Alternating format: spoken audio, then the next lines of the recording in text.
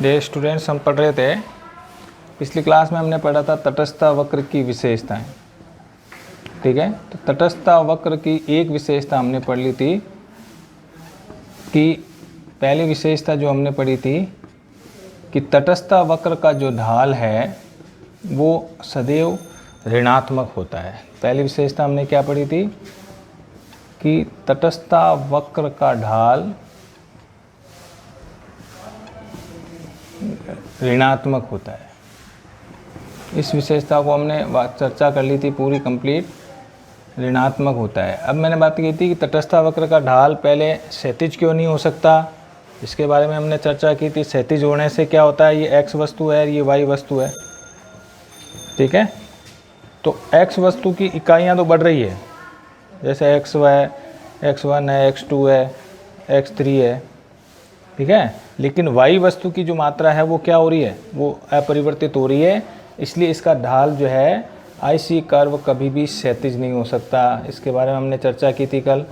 ठीक है, फिर हमने बताया था आईसी कर्व कभी भी लंबवत नहीं हो सकता। लंबवत क्यों नहीं हो सकता, क्योंकि हमने बात की थी इसमें केवल y की इकाइयाँ बढ़ रही है। ठीक है, ये y1 है, ये y2 है, लेकिन x की इकाइयाँ क्या है, स्थिर है। x की इकाइयाँ उतनी है, इसलिए एक्स आईसी कर्व कभी भी लंबवत भी नहीं हो सकता। ठीक है, और तीसरी बात हमने पढ़ी थी कि ये धनात्मक भी नहीं हो सकता। क्योंकि धनात्मक क्यों नहीं हो सकता, कि धनात्मक के बारे में हमने बात की थी। धनात्मक होने पर आईसी कर्व इस प्रकार का होगा, तो इसका मतलब x और y दोनों की इकाइयाँ बढ़ रही है, x1 x2, ये y1 y2। ठीक है, तो दोनों इकाइयाँ बढ़ना संभव नहीं है, क्योंकि उपभोक्ता ये आय नहीं है, दोनों को एक साथ कैसे बढ़ाया जाएगा। इसलिए इसका जो वक्र है वो धनात्मक भी नहीं हो सकता, क्षैतिज नहीं हो सकता, लंबवत नहीं हो सकता, धनात्मक नहीं हो सकता। इस फिर कैसा होता है, ऋणात्मक होता है। ऋणात्मक, इसका मतलब आईसी कर्व सदैव जो है उसका ढाल इस प्रकार ही होगा। कारण क्या है कि अगर एक की वस्तु की मात्रा को अगर वो बढ़ाना चाहता है, जैसे x वस्तु ये हो गई और ये y वस्तु हो गई। ठीक है, तो ज्यों ज्यों वो x की मात्रा बढ़ाएगा त्यों त्यों y की मात्रा को उसे क्या करना पड़ेगा, कम करना पड़ेगा। ये x1, ये x2, तो x से 1 x1 बढ़ाएगा तो इसका मतलब y की मात्रा को क्या करना पड़ेगा, कम करना पड़ेगा। ठीक है, तो y1 है, ये y0 है, या अपन यहाँ y2 ले लें या y1 ले लें। फिर अगर और x की मात्रा बढ़ाए, ये x3, तो ये y0, इसका मतलब y की मात्रा, इसलिए इसका ढाल सदैव जो है ऋणात्मक होता है। ये इस बात में हमने कल चर्चा कर ली थी। इस पहली विशेषता को हमने कल की क्लास में पढ़ लिया था। अब दूसरी विशेषता जो है तटस्थता वक्र की, ये मैंने कहा इम्पोर्टेंट है। ये तटस्थता वक्र की जो विशेषता है मुख्य रूप से 3 विशेषताएं होती है और ये इम्पोर्टेंट है। ठीक है, तो इसलिए आपको ये ध्यान रखना है कि तटस्थता वक्र की कौन कौन सी विशेषताएं होती हैं। तो पहली विशेषता, इसका ढाल सदैव ऋणात्मक होता है। नंबर 2, दूसरी विशेषता, तटस्थता वक्र मूल बिंदु के प्रति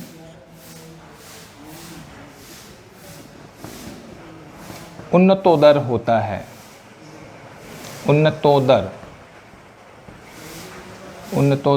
होता है, दूसरी विशेषता है। देखिए, मूल बिंदु के प्रति क्या होता है कि तटस्थता वक्र जो है वो सदैव क्या होता है, मूल बिंदु से दूर जाता हुआ होता है। ठीक है, मूल बिंदु से दूर जाते हुए का मतलब है कि ऊपर की ओर जो है वो OX और OY के समानांतर, इसके बराबर समानांतर होता है।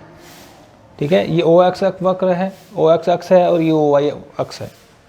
ये यहाँ पर नीचे हमने x वस्तु ले ली और यहाँ हमने y वस्तु ले ली। ठीक है, तो ये मूल बिंदु से उन्नतोदर का मतलब हो गया, इसका जो ढाल है वो इस तरह का होता है। इसका मतलब ये जो मूल बिंदु है, यानी यहाँ से जो है ये दूर जाता हुआ होता है, और जो जो नीचे चलेंगे ये नज़दीक आता हुआ होगा। यहाँ पर ये इसके समानांतर होता है। इस आकार को हम कहते हैं आयताकार अतिपरिवलय। आयताकार अतिपरिवलय यानी रेक्टेंगुलर हाइपरबोला। ठीक है, अब उसका कारण क्या है, मूल बिंदु के प्रति उन्नतोदर होता है। इसका कारण वही है कि जो प्रतिस्थापन की सीमांत दर कैसी होती है। अगर आपसे पूछा जाए कि तटस्थता वक्र मूल बिंदु के प्रति उन्नतोदर क्यों होता है, क्यों पूछे, तो इसका मुख्य कारण क्या है कि प्रतिस्थापन की जो दर है, प्रतिस्थापन की सीमांत दर ऋणात्मक होती है, घटती हुई होती है। इसीलिए इसी कारण से मूल बिंदु के प्रति उन्नतोदर होता है। तो घटती हुई क्यों होती है हमने ये पढ़ा है। कारण क्या है कि जैसे ये x वस्तु है, ये y वस्तु है, y की इतनी मात्रा,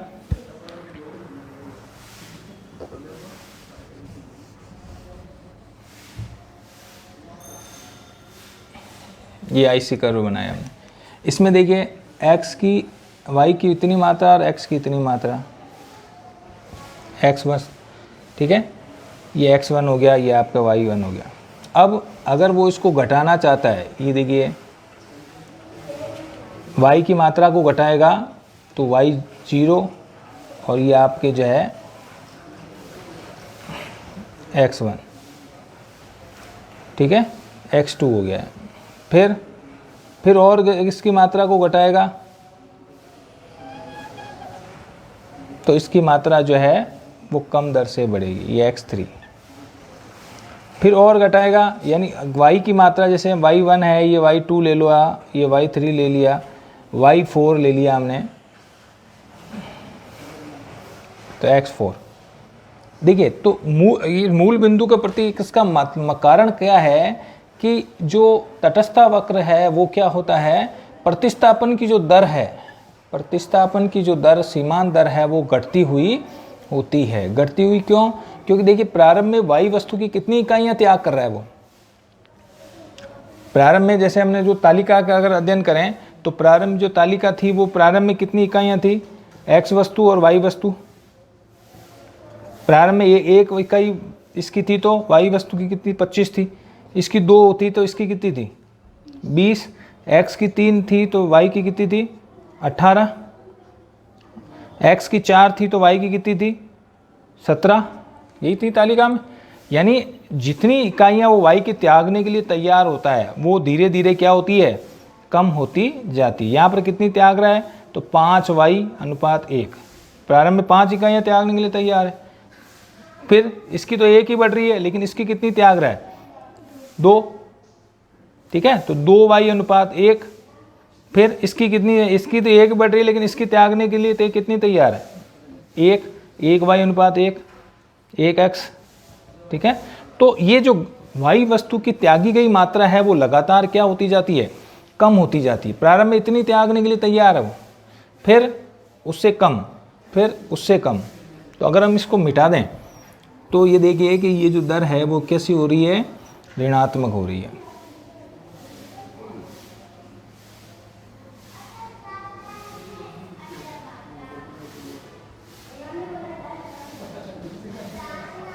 ये देखिए प्रारंभ में ज़्यादा इकाइयाँ त्यागने के लिए तैयार है y की, फिर उसके बाद कम, ये इससे, ठीक है, उसके बाद इससे कम, और फिर उसके बाद इससे कम।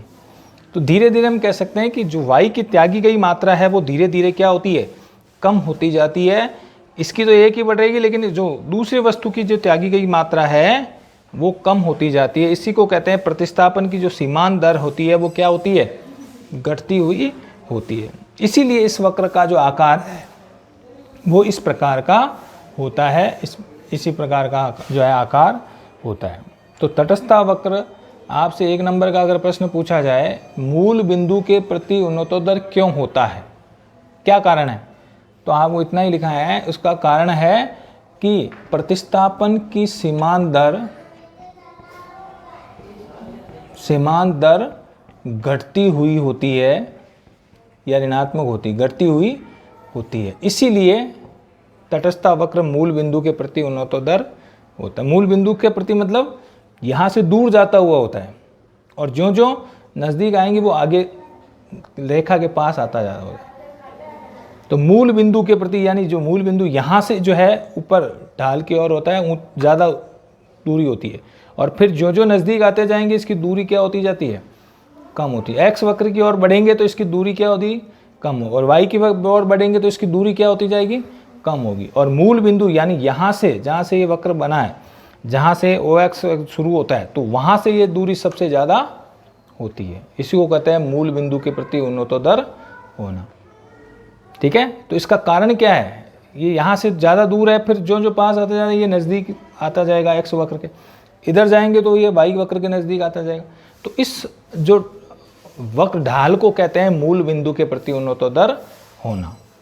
और उसका कारण क्या है, इसका कारण है कि प्रतिस्थापन की जो दर है वो क्या होती जाती है, घटती जाती है। अगर बराबर छोड़ने के लिए तैयार है तब तो फिर ऐसे आकार ऐसा नहीं होगा, लेकिन वायु वस्तु की त्यागी गई मात्रा प्रारंभ में अधिक है, फिर और कम होती जाएगी और फिर और कम होती जाएगी, और फिर एक स्थिति ऐसी आएगी जब वो बराबर ही त्यागेगा, यानी एक इसकी बढ़ा रहा है तो एक इसकी घटाएगा। ठीक है, तो इसलिए वायु वस्तु की त्यागी गई मात्रा प्रारंभ में 5 त्याग रहा है ज़्यादा, फिर 2 ही त्याग रहा है फिर कम, फिर 1 ही त्याग रहा है और कम। तो ये जो ढाल है ये इस तरह का होता है, यानी वायु वस्तु की त्यागी गई मात्रा धीरे धीरे कम होती जाती है। इसीलिए हम कह सकते हैं कि ये मूल बिंदु के प्रति क्या होता है, उन्नतोदर। तो 1 नंबर का प्रश्न है कि तटस्थ वक्र का ढाल मूल बिंदु के प्रति उन्नतोदर क्यों होता है, तो उसका कारण है प्रतिस्थापन की सीमांत दर के कारण। प्रतिस्थापन की जो सीमांत दर क्या होती जाती है, घटती हुई होती है। प्रतिस्थापन की दर का मतलब एक वस्तु की त्यागी गई मात्रा, एक वस्तु को अधिक प्राप्त करने के लिए दूसरी वस्तु की त्यागी गई मात्रा धीरे धीरे क्या होती जाती है, घटती जाती है। इसीलिए इसी को कहते हैं प्रतिस्थापन की सीमांत दर घटती होती है, यानी MRS पढ़ा नाम है, मार्जिनल रेट ऑफ सब्स्टिट्यूशन, यानी दूसरी वस्तु की त्यागी गई मात्रा धीरे धीरे कम होती जाती है। उसी को कहा जाता है प्रतिस्थापन की सीमांत दर का घटता हुआ होना। ठीक है, तो दूसरी विशेषता क्या होती है तटस्थ वक्र की, कि तटस्थ वक्र सदैव मूल बिंदु के प्रति उन्नतोदर होता है। ठीक है, क्लियर है। चलिए फिर दो विशेषताएं हो गई, आप नोट्स में इसको और ढंग से क्लियर कर लेना, नहीं आवे तो फिर वापस इसको पॉइंट को समझ लेंगे। ठीक है, फिर तीसरी विशेषता, 3 ही विशेषताएं होती है तटस्थ वक्र की मुख्य विशेषताएं। ठीक है, तीसरी विशेषता है तटस्थता वक्र एक दूसरे को नहीं काटते हैं, एक दूसरे को नहीं काटते हैं। ठीक है, हमने पढ़ा था कि तटस्थ वक्र अगर एक से ज़्यादा तटस्थ वक्र एक ही रेखा चित्र पर बनाए जाएं तो उसे तटस्थता मानचित्र कहते हैं। पढ़ा ना हमने, तटस्थता मानचित्र। ये तटस्थ एक से ज़्यादा IC कर्व बना रहे हैं, IC1, IC2, IC3। ठीक है, और हमने ये भी पढ़ा कि नीचे एक तटस्थ वक्र की बजाय ऊपर का तटस्थ वक्र क्या करता है, अधिक संतुष्टि देता है। उपभोक्ता चाहेगा कि नीचे वाले तटस्थ वक्र की बजाय वो ऊपर वाले तटस्थ वक्र पर रहे। उसका कारण क्या है, क्योंकि नीचे वाले अगर किसी माना ये संयोग अपनाता A, इसकी बजाय दूसरे तटस्थ वक्र पर अगर वो यहाँ पर आता है और तीसरा यहाँ पर अगर आता है, तो देखिए अब वो ऊपर नीचे वाले तटस्थ वक्र की बजाय ऊपर वाला तटस्थ वक्र अधिक संतुष्टि क्यों देता है। कारण क्या है कि देखिए जैसे A संयोग को अपनाता है तो A पर x वस्तु की y की कितनी मात्रा प्राप्त हो रही है, ये x वस्तु हो गई है, y वस्तु, y की कितनी मात्रा प्राप्त हो रही है, इतनी, जबकि x की कितनी हो रही है, इतनी, x की इतनी मिल रही है और y की ज़्यादा मिल रही है। ठीक है, अब अगर वो इस संयोग को अपनाता है ऊपर वाले तटस्थ पर, कहीं पर भी अगर किसी दूसरे संयोग जो उससे ऊपर स्थित है ऐसे कर्व उसको अपनाता है, तो देखिए क्या होता है, yx की मात्रा जो है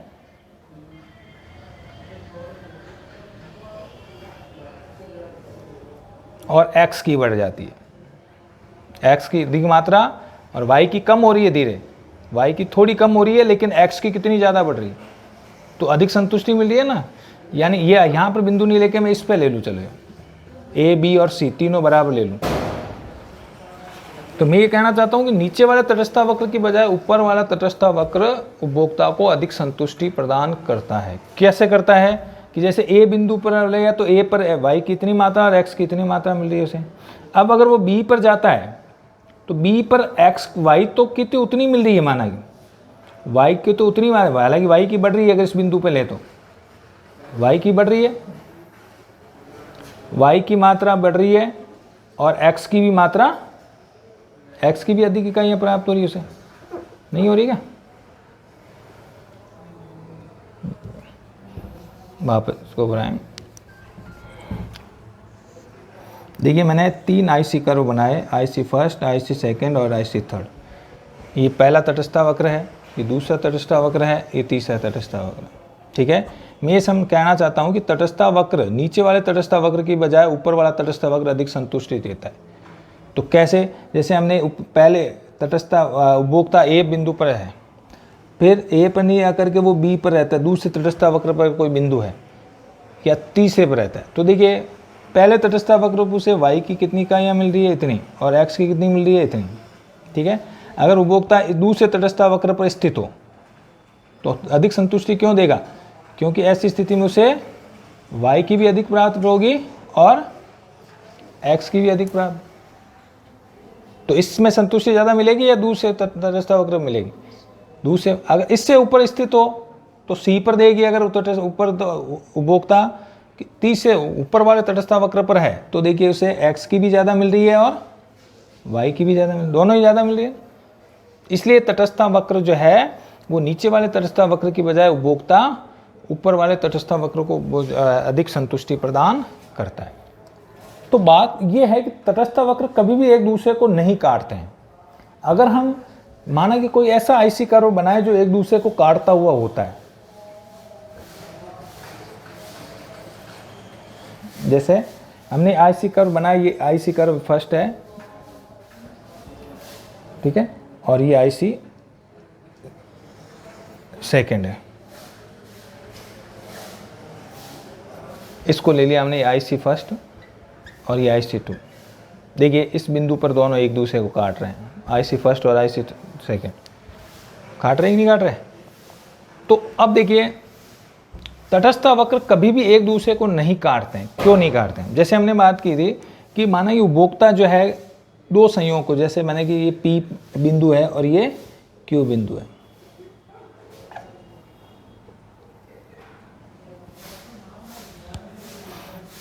तो एक ही तटस्था वक्र पर स्थित सभी बिंदुओं पर उपभोक्ता को समान संतुष्टि मिलती है। ये बात हमने पढ़ ली थी। जैसे P पर स्थित है और ये हमने ले लिया L और ये ले लिया M, ठीक है।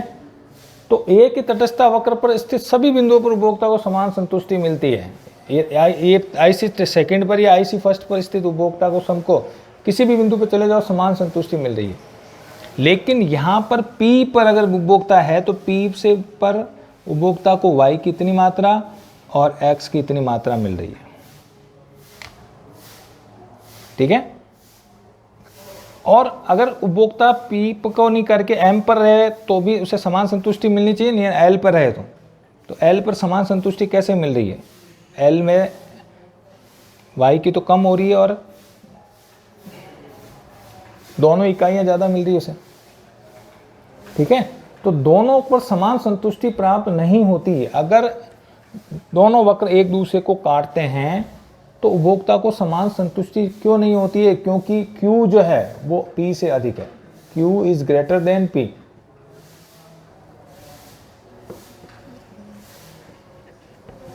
Q ऊपर स्थित है, P से नीचे है, तो समान संतुष्टि कैसे मिलेगी उसको? या अगर L पर रहें, ये कि आईसी कर्व पर है, तो L पर समान संतुष्टि कैसे मिलेगी? तो नहीं मिल सकती। इसका कारण है, इसलिए तटस्था वक्र कभी भी एक दूसरे को नहीं काटते हैं। देखिए रेखा चित्र में अगर हमने देखा कि दो तटस्था वक्र बनाए, आईसी फर्स्ट और आईसी सेकंड, ये आईसी फर्स्ट और ये आईसी सेकंड बनाए, दोनों एक दूसरे को काटता हुआ बनाया हमने। थोड़ा चित्र को मैं ऊपर बना देता हूँ।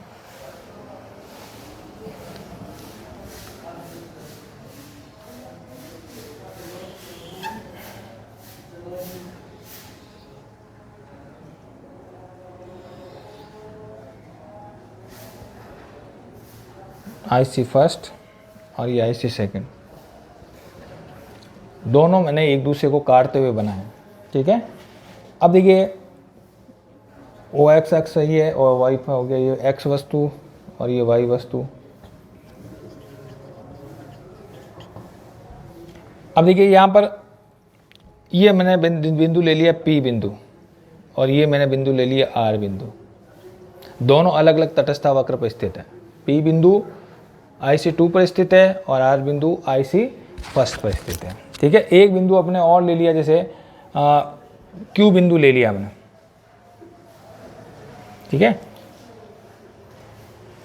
P और ये R नीचे स्थित हो गया।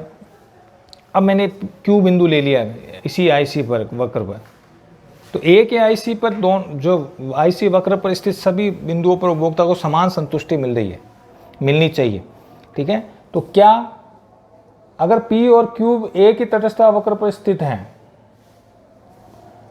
P और Q एक ही तटस्थ वक्र पर स्थित है ही नहीं, ये IC2 पर स्थित है ना P और Q, इसका मतलब उपभोक्ता को P और Q से समान संतुष्टि मिलनी चाहिए। चाहे P पर एक IC पर है तो P और Q पर समान संतुष्टि मिलनी चाहिए। ठीक है, और इसमें उपभोक्ता तटस्थ रहेगा। इसका अर्थ हुआ कि Q और R बिंदु पर भी उपभोक्ता तटस्थ होना चाहिए। Q और R क्यों? क्योंकि Q से जितनी मात्रा मिल रही है, Q से इतनी मात्रा मिल रही है और R से भी इतनी मात्रा मिल रही है, तो समान संतुष्टि। R हमने यहाँ पे ले लिया इसके बराबर, तो R से और Q से दोनों से समान संतुष्टि मिलनी चाहिए उपभोक्ता को, क्योंकि दोनों से इकाइयाँ बराबर मिल रही है को नहीं मिल रही है, जबकि वास्तव में Q बिंदु क्या है, R से ऊपर स्थित है। तो समान संतुष्टि कैसे मिलेगी बताइए। ठीक है, तो अगर हम देखें, क्योंकि Q is equal to R, क्या Q और R बराबर है क्या? नहीं है, क्योंकि Q ऊपर स्थित है और R नीचे स्थित है। भाई दोनों से समान संतुष्टि मिलनी चाहिए, लेकिन मिल क्यों नहीं रही है? क्योंकि Q ऊपर स्थित है और R नीचे स्थित है। तो ऊपर वाला तटस्थ वक्र पर उपभोक्ता को अधिक संतुष्टि मिलेगी, तो ये कंडीशन नहीं है। इसलिए हम कह सकते हैं कि दोनों से समान संतुष्टि नहीं मिल रही है, इसलिए दोनों वक्र एक दूसरे को नहीं काटते हैं। ठीक है, तो तटस्थ वक्र पर एक दूसरे को कभी क्यों नहीं काटते हैं? क्योंकि अगर उपभोक्ता को R की बजाय Q से अधिक संतुष्टि मिल रही है, तो उपभोक्ता चाहेगा कि मैं Q पर जाऊं, R नीचे स्थित है। जबकि अगर दोनों एक दूसरे को काटते हैं, तो काटने का तो मतलब ये होगा कि दोनों पर स्थित समान संतुष्टि मिल रही है। दोनों को समान संतुष्टि कैसे मिलेगी? क्योंकि IC1 तो नीचे है और IC2 ऊपर है। एक तो बात ये हो गई। अब मैंने बताया, जैसे माना कि ये L बिंदु है दोनों को काटता हुआ वक्र। काटता हुआ वक्र का मतलब हो गया कि दोनों से समान संतुष्टि उपभोक्ताओं को मिल रही है, तभी काटेगा एक दूसरे को। क्या दोनों वक्र, दोनों IC फर्स्ट आई सेकेंड से समान संतुष्टि उपभोक्ता को मिल रही है क्या? नहीं मिल रही। क्यों नहीं मिल रही है? क्योंकि IC1 तो क्या है, नीचे स्थित है और IC2 ऊपर स्थित है। तो फिर समान संतुष्टि कैसे मिल रही? नहीं मिल सकती। तो कभी भी जो हम कह सकते हैं तटस्थ वक्र एक दूसरे को नहीं काटते हैं। इसलिए तटस्थ वक्र का जो आकार तटस्थ मानचित्र में देखा, वो आकार हमेशा या तो वो उससे ऊपर स्थित होगा या फिर उससे नीचे। तो IC1, IC2, IC3 ये हमेशा एक दूसरे से ऊपर या नीचे स्थित हो सकते हैं, कभी भी एक दूसरे को काटते हुए नहीं होते। काट रहे हैं इसका मतलब तो दोनों IC से समान संतुष्टि मिल रही है, समान मिल ही नहीं सकती। क्यों नहीं मिल सकती? क्योंकि ऊपर वाला IC वक्र से दोनों ही वस्तुओं से अधिक मिल रही है। मिल रही है कि नहीं मिल रही? X भी अधिक मिल रही है और Y भी अधिक मिल रही है। किसी भी बिंदु पर ले लो आप, जैसे यहाँ पर L है और यहाँ पर M है। L की इतनी मात्रा और M की, X की इतनी मात्रा मिल रही है और Y की ज़्यादा मिल रही है। M पर अगर आते हैं अपन, तो M में L की मात्रा, तो हालांकि Y की तो मात्रा कम मिल रही है, लेकिन L की इतनी ज़्यादा मिल रही है। तो जितनी इसकी कम हो रही है उससे ज़्यादा इसकी मिल रही है, यानी एक वस्तु तो उससे अधिक मिल रही है ना। मिल रही नहीं मिल रही? और कम थोड़ी हो रही है, कमी भी Y की कमी भी थोड़ी हो रही है, लेकिन L जो है X की वृद्धि जो है अधिक हो रही है। तो एक वस्तु तो अधिक मिल रही है ना उसे। तो अगर इससे ऊपर स्थित ले लें अपन, ये N ले लें, तो N पर देख लो, N पर उसे L की मात्रा तो Y वस्तु की मात्रा तो थोड़ी कम हो रही है, लेकिन X वस्तु की इतनी मात्रा बढ़ रही है। तो अगर ऊपर वाला तटस्थ वक्र अगर है तो उसको मतलब ये हो गया कि उपभोक्ता को दोनों में से कोई ना कोई एक वस्तु अधिक मिल रही है और दूसरी की भी मात्रा कम नहीं हो रही है। इसलिए हम कह सकते हैं कि तटस्थ वक्र हमेशा एक दूसरे के ऊपर स्थित होते हैं, कभी एक दूसरे को नहीं काटते हैं। ठीक है, तो ये हो गया तटस्थ वक्र की 3 विशेषताएं क्या होती है। तटस्थ वक्र का ढाल, या आपको शब्दों में भी याद रखना है, 2 नंबर का प्रश्न भी आ सकता है। 2 नंबर का छोटा है तो आपको कोई 2 विशेषताएं पूछ ली जाए, और बड़ा है तो आपको कोई भी एक विशेषता को एक्सप्लेन करना है। ठीक है, तो तटस्थ वक्र आपका ढाल जो है वो ऋणात्मक, अगर आपको इसमें थ्योरेटिकल प्रश्न पूछा जाए 1 नंबर का, तो आप इसका क्या आंसर दोगे कि तटस्थ वक्र का ढाल ऋणात्मक क्यों होता है। कारण क्या है, क्योंकि धनात्मक जो है क्षैतिज नहीं हो सकता और लंबवत नहीं हो सकता और धनात्मक नहीं हो सकता। ठीक है, क्यों नहीं हो सकता उसका कारण हमने पढ़ लिया। भाई क्षैतिज क्यों नहीं हो सकता, क्योंकि उसमें एक इकाई बढ़ रही है, दूसरे तो उतनी स्थिर है। हॉरिजेंटल ये क्यों नहीं हो सकता, लंबवत क्यों नहीं हो सकता, क्योंकि उसमें भी एक वस्तु की मात्रा बढ़ रही है, दूसरे की उतनी है।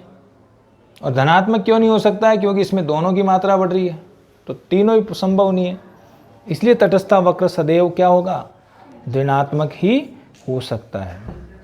ठीक है, तो ये कारण है। दूसरा, मूल बिंदु के प्रति उन्नतोदर क्यों होता है, इसका एक नाम लाइन में पूछे उत्तर, तो क्या कारण है, प्रतिस्थापन की जो दर है वो घटती हुई होती है, इसीलिए तटस्थ वक्र मूल बिंदु के प्रति उन्नतोदर होता है। क्यों, कारण क्या है, प्रतिस्थापन की जो दर है वो घटती हुई होती है, इसीलिए तटस्थ वक्र मूल बिंदु के प्रति उन्नतोदर होता है। ठीक है, तीसरा, तटस्थ वक्र एक दूसरे को नहीं काटते हैं। क्यों नहीं काटते हैं, अगर एक दूसरे को काटे इसका मतलब हो गया कि उपभोक्ता को दोनों से समान संतुष्टि मिल रही है। वास्तव में ऐसा नहीं है, क्योंकि एक तटस्थ वक्र ऊपर होता है और एक तटस्थ वक्र नीचे होता है, तो दोनों से समान संतुष्टि कैसे संभव है। अगर हम किसी भी बिंदु पर लें तो एक से एक की अधिक मात्रा मिल रही है और इससे ऊपर स्थित है, एक वस्तु तो ज़्यादा मिल रही है ना उसको, कम से कम दोनों ही ज़्यादा मिल रही है, जबकि वास्तव में एक दूसरे को काट रहे हैं। काटने का मतलब है समान संतुष्टि मिलना चाहिए, तभी एक दूसरे को काट रहे हैं। यहाँ पर तो दोनों को एक काट रहे हैं, इसका मतलब दोनों समान संतुष्टि मिल रही है, लेकिन बाकी सारे बिंदुओं पर कहीं भी चले जाओ, एक वस्तु अधिक और एक वस्तु कम मिलेगी, इसलिए कैसे एक दूसरे को काट सकते हैं, नहीं काट सकते ना। तो तटस्थ वक्र कभी भी एक दूसरे को नहीं काट सकते। तो ये हो गया आपके तटस्थ वक्र की विशेषताएं। ठीक है, तटस्थ वक्र की जो है विशेषता है। फिर हम बात करते हैं बजट रेखा की। बजट रेखा, तटस्थ जो है बजट रेखा हम दूसरी चर्चा उसकी जो है नेक्स्ट क्लास में कर देंगे। हमने ये बात शर्त पड़ी है कि उपभोक्ता की जो आय है,